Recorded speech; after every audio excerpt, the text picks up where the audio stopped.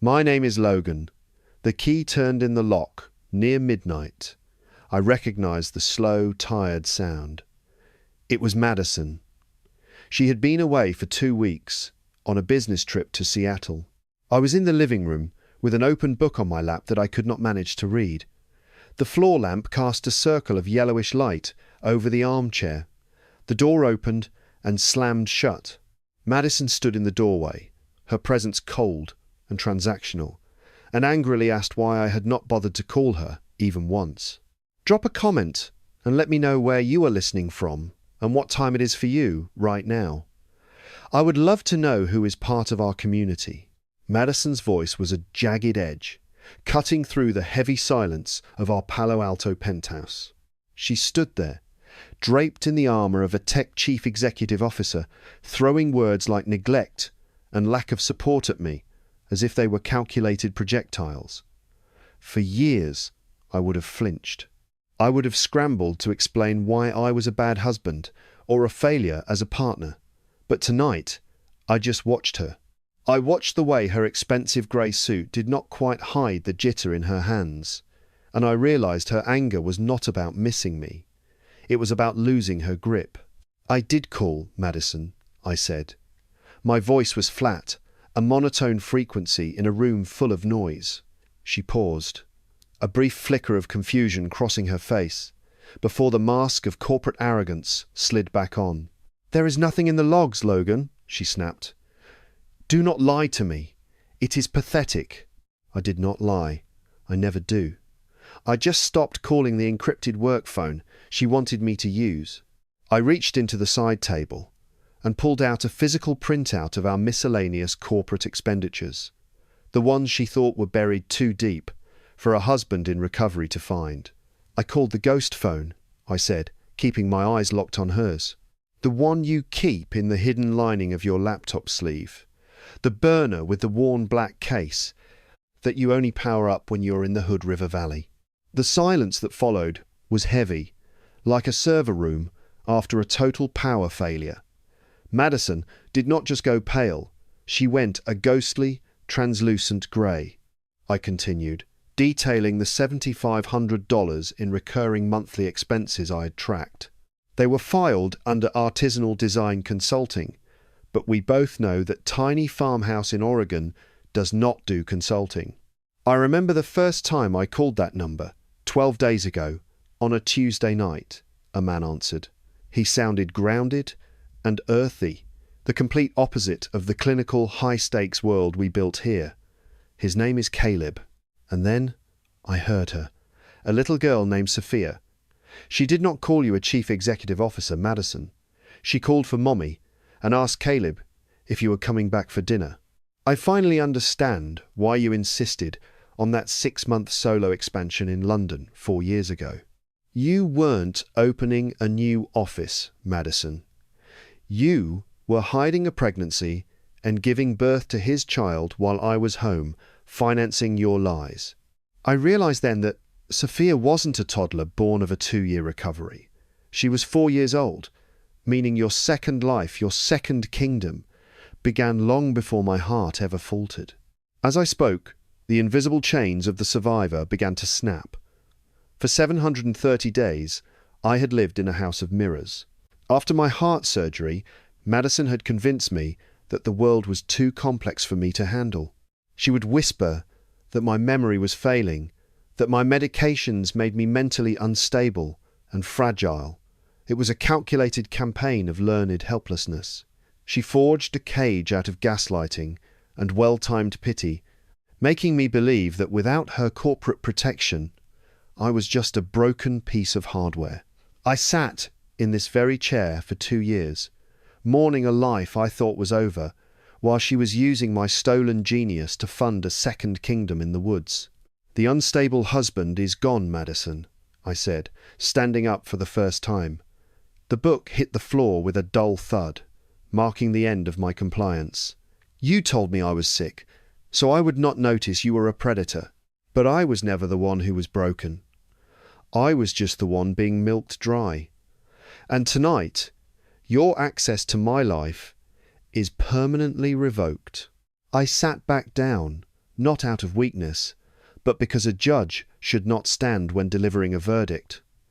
Madison tried to speak, her lips moving without sound, but I cut her off with a flick of my wrist. "I am not finished with the audit, Madison. The infidelity was just the initial error message. I have spent the last 48 hours tracing the rest of the corruption. You always told the board that you were the visionary behind the profit artificial intelligence algorithm. You let the tech journals call you the queen of predictive modeling, while I stayed in the guest room recovering from a chest that had been cracked open to save my life. But we both know the truth. Profit was written in the dark. During my insomnia, on a laptop, you told me was for brain games to help my cognitive recovery. Every line of that core code is mine. While I was learning how to breathe again, you were learning how to siphon. I pulled up the secondary ledger on the screen, the one linked to our joint venture account. I did not just find a secret husband in Oregon. I found a $1,500,000 capital injection for an entity called Gaia Stream. It took me less than 10 minutes to cross-reference the business license. Gaia Stream is Caleb. That money was not a business investment. It was the budget for your merger wedding in the Hood River Valley. You used my medical disability insurance and the royalties from my patents to buy $1,000 a bottle vintage wine and a designer gown for a ceremony I was not even invited to. You spent $1,500,000 of my life's work to celebrate a new life that relied on my death. For 2 years, I believed I was the silent partner in a thriving marriage.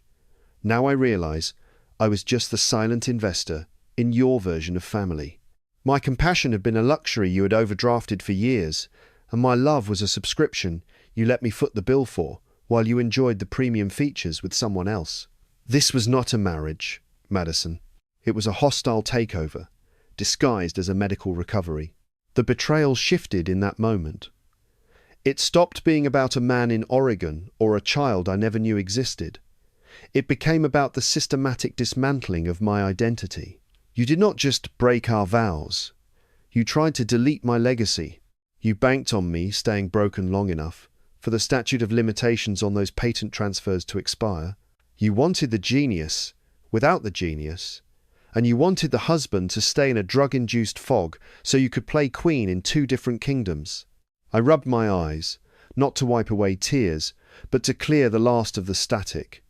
There was no sadness left, only the cold, hard clarity of a balance sheet. This was not revenge anymore. It was accounting. And according to my records, you are in a massive deficit. You thought I was an unhandled exception, Madison, but I have finally compiled the evidence, and the system is about to crash. The doorbell chimed, a sharp digital sequence that cut through Madison's trembling silence. Jennifer Sterling did not wait for an invite. She walked in with the choreographed grace of a board chair, arriving at a hostile takeover. She was 58 years old, draped in tailored charcoal wool, and carrying a scent of clinical ozone and high-stakes litigation. She did not look at her daughter's tear-streaked face. She looked at me, her eyes as cold and empty as an abandoned data center. She sat in the armchair across from me, the one I had occupied for 2 years as a convalescent. Jennifer did not bother with greetings. She opened a slim leather portfolio and laid a single document on the coffee table. This is the trap of normalized cruelty, a refined survival skill in the upper tiers of Silicon Valley dynasties. To Jennifer, this was not a family crisis. It was an operational inefficiency. In her world, empathy is viewed as a bug in the code, a sentimental glitch that slows down the accumulation of power. I was not a son-in-law to her. I was a legacy asset that had become a liability. When my code was essential to profit artificial intelligence, I was protected. Now that the code had been milked dry, and my physical heart had required high-maintenance repairs, I was simply an asset to be decommissioned. "Logan," Jennifer said, her voice a precise, low frequency, "let us be clinical. Madison has made choices to secure the future of the Sterling brand. Caleb and the Hood River project are part of a broader strategic alignment you do not need to understand. What you do need to understand is that your current presence in this penthouse is no longer cost-effective. She pushed the document toward me. It was a medical exit package. $2 million in a blind trust and a lifetime of specialized healthcare in a private facility in Switzerland. I looked at the number. $2 million. A rounding error in their empire. What is the lever, Jennifer? I asked. Because we both know you do not give away $2 million out of the goodness of your cold heart. Jennifer tilted her head, and for a second I saw the predator behind the pearls.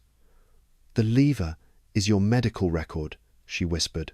We have extensive documentation of your post-operative cognitive decline, your hallucinations regarding intellectual property theft, your erratic behavior tonight. If you do not sign this, we will move for a mental capacity hearing. We will have you institutionalized for your own safety, based on the very surgical recovery records Madison so carefully curated. We both know Dr. Aris wasn't just a family physician. He was an accomplice on your payroll, administering recovery sedatives that ensured I remained incoherent enough to keep your forged guardianship papers unchallenged. You will be a ghost in a very expensive room, Logan. No one will listen to a man whose heart and mind are both failing. I leaned forward, my face inches from hers. I did not feel the panic they expected. I felt the logic of a system that had finally exposed its core vulnerabilities. You think my heart surgery was a weakness you could exploit, I said. But that recovery gave me something you have never had. Time to look at the back door of your own system. You are not here to save Madison, Jennifer. You are here because you are terrified of what an unstable man with root access can do to your valuation. They were not shocked by what they had done. They were shocked that I had stopped playing along. My compassion had been a luxury they had overdrafted for years, but the account is closed. I did not reach for a divorce attorney. That would have been a sentimental play, a localized response to a systemic breach. Instead, I called Grace. She was 55 years old, a forensic intellectual property specialist, with a reputation for dismantling tech dynasties piece by piece. I sat with her in a secure office, the air humming with the high-frequency vibration of server stacks, and showed her the real architecture of my life. I explained that I had not just been coding for 2 years, while Madison played chief executive officer. I had been building a failsafe. In the world of software development, we call it a logic bomb. I had embedded a specific encrypted sequence into the core kernel of the Prophet artificial intelligence algorithm. It was not a virus. It was a heartbeat. Every 72 hours, the system required a unique biometric refresh, my retinal scan, and my encrypted signature. Without it, the Prophet artificial intelligence would not crash.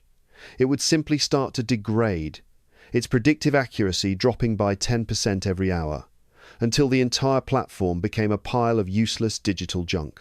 Madison and Jennifer thought they could decommission me, but they forgot that I own the root access to their entire valuation. Prophet isn't just standard code, it's a neural network that I locked with a biometric encryption key, my own heartbeat and retinal signature. Without my daily health check-in, the core algorithm perceives its creator as dead and automatically initiates a self-shredding protocol to prevent unauthorized use. If I stopped checking in, their billion-dollar innovation would have a market value of 0 within a week. This wasn't a system feature your engineers could audit. It was a dead man's switch, buried in the encrypted kernel, a ghost in the machine that ensures my life's work cannot be piloted by anyone who tried to steal its creator's soul. This was not revenge. It was a systematic wipe of unauthorized users from my life's work. The Sterling Innovation Gala was the perfect venue for the public deployment of the professional siege.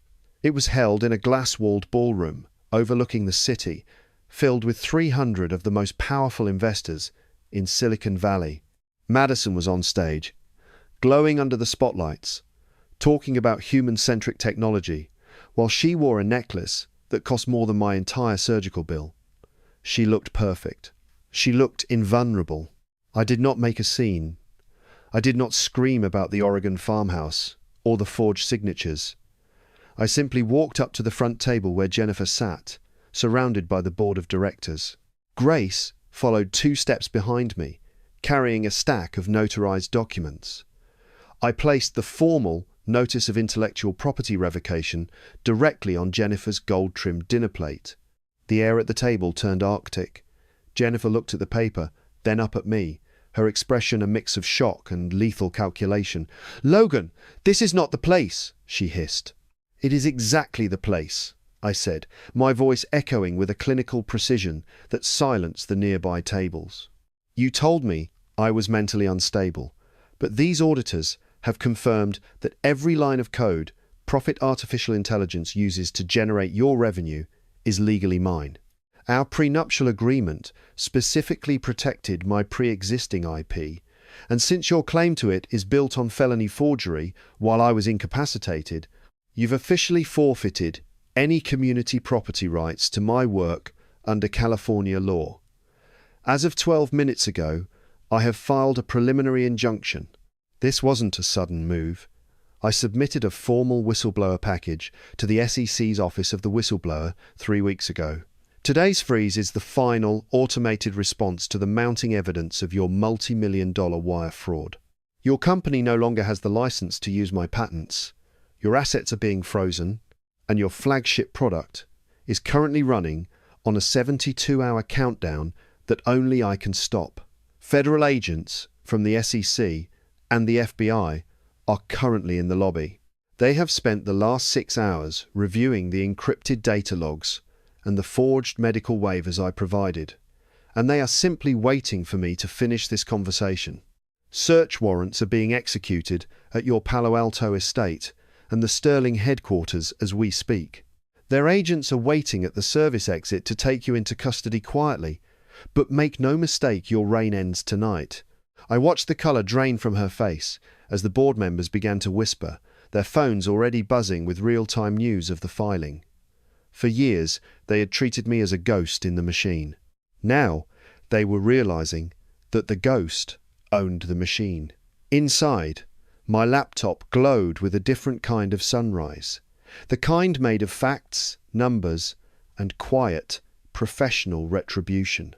Grace sat across from me in the clinical silence of her high-security office, her eyes scanning the forensic audit results with a lethal precision. She did not offer a platitude or a sympathetic look. She simply turned her monitor toward me and pointed to a digital overlay of 2 signatures. "Numbers do not lie, Logan," she said, "but people, especially the ones you share a bed with, certainly do." The first signature was mine, pulled from a tax return 3 years ago. The second was on a medical guardianship waiver dated the morning of my heart surgery. It was the document that had granted Madison total control over my patent portfolio and the right to sign licensing agreements on my behalf if I became incapacitated.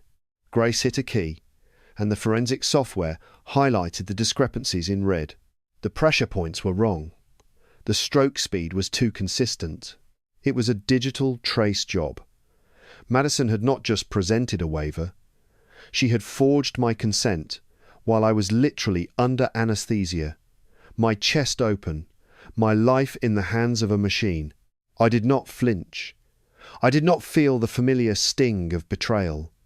Instead, I felt the cold, hard logic of an audit. This was not a marriage. It was a long-term fraud operation. Madison had not been a wife. She had been a squatter in my intellectual property. My compassion had been a luxury she had overdrafted for 7 years, and now the account was being closed by force. But the forgery was only the secondary error code. Grace pulled up a background file on the organic farmer from Hood River. "Caleb is not just an artisan producer, Logan," she said. I tracked his social security number back to a different name, Caleb Vance. The name hit me with the weight of a system crash. The Vance brothers owned Madison's primary competitor, the firm that had been trying to reverse engineer my profit artificial intelligence for half a decade. Madison had not just been having an affair, she was a double agent. Caleb was not her authentic escape, he was her handler.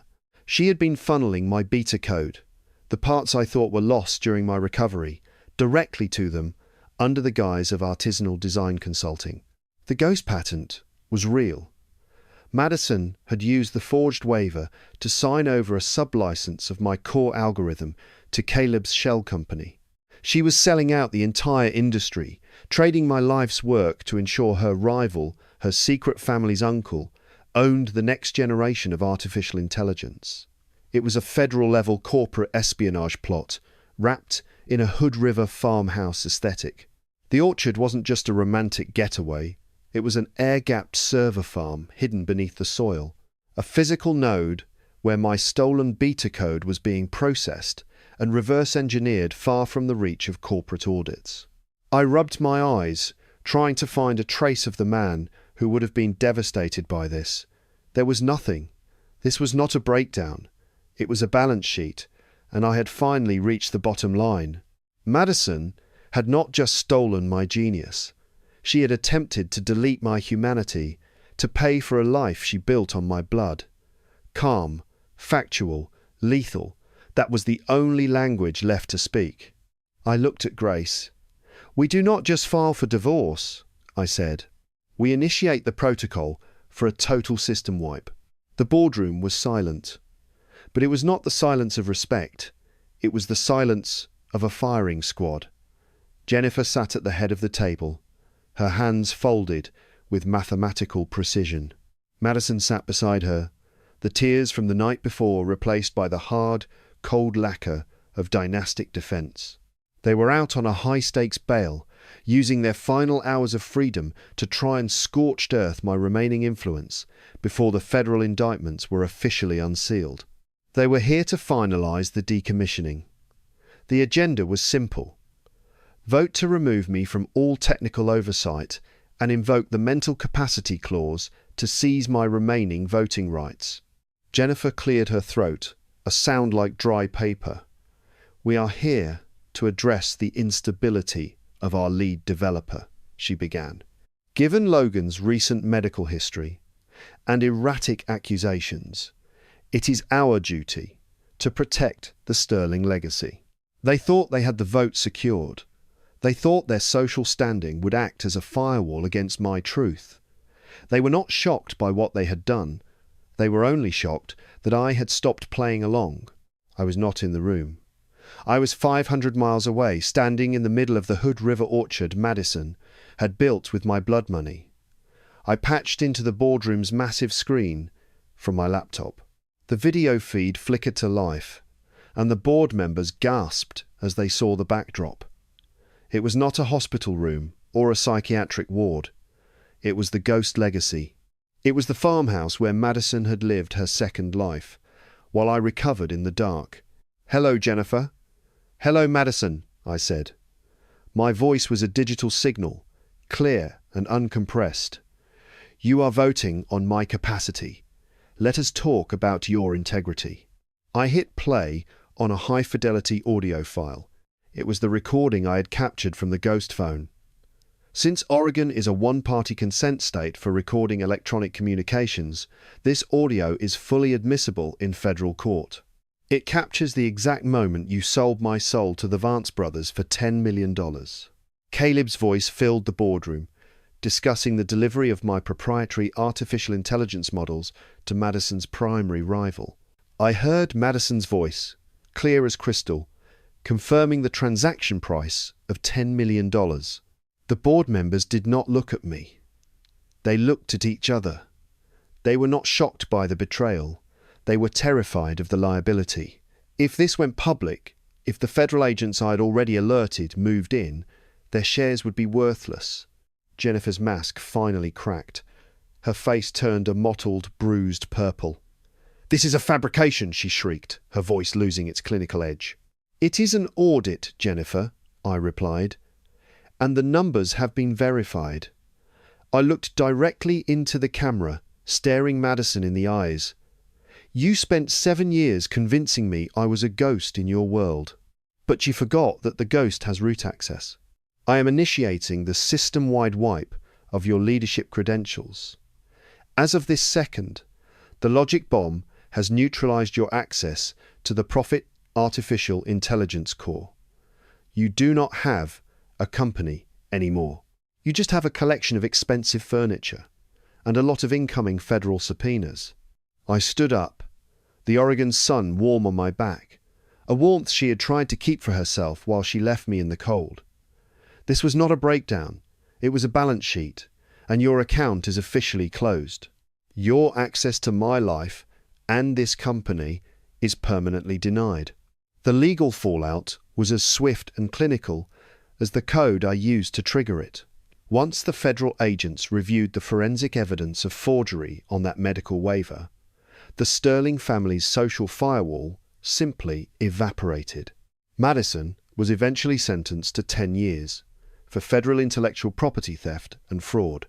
Her mother, Jennifer, was stripped of her board positions and faced a series of clawback lawsuits that reduced her vast fortune to a series of empty bank accounts and shuttered estates.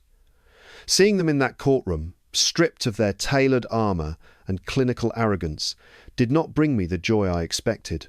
It only brought a profound sense of relief that the audit was finally closed. I did not take my share of the liquidated assets to build another cold penthouse in Palo Alto. Instead, I moved permanently to the Hood River Valley and established the open source legacy lab. This is the justice of the seed sower, the act of building something beautiful from the ashes of a betrayal. I bought the very orchard Madison had used to hide her secret life and turned the farmhouse into a research center. I reached out to every engineer and developer Madison had fired during her restructuring purges and offered them a seat at the table. Together, we are releasing my core patents into the public domain, ensuring that the Profit Artificial Intelligence can never again be used to manipulate or gatekeep human progress. Standing in the rows of apple trees today, watching a team of brilliant minds work, without the fear of a non-disclosure agreement hanging over their heads, I have come to realize something important. The most difficult part of this entire 2-year siege was not the technical logic bomb or the legal battle. It was the internal hack. I had to spend months deprogramming the voice in my head. Madison's voice that told me I was broken, unstable, and incapable of surviving on my own. If you find yourself in a similar situation, where love feels more like a series of transactional demands, or where your partner uses your vulnerabilities to keep you small, please remember this. You are not a hardware asset to be milked and then decommissioned. Real love does not require you to be a ghost in your own home.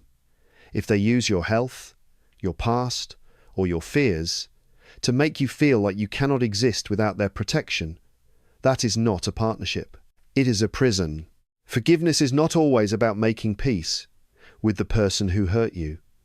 Sometimes it is just the final step in deleting their access to your soul so you can finally move forward.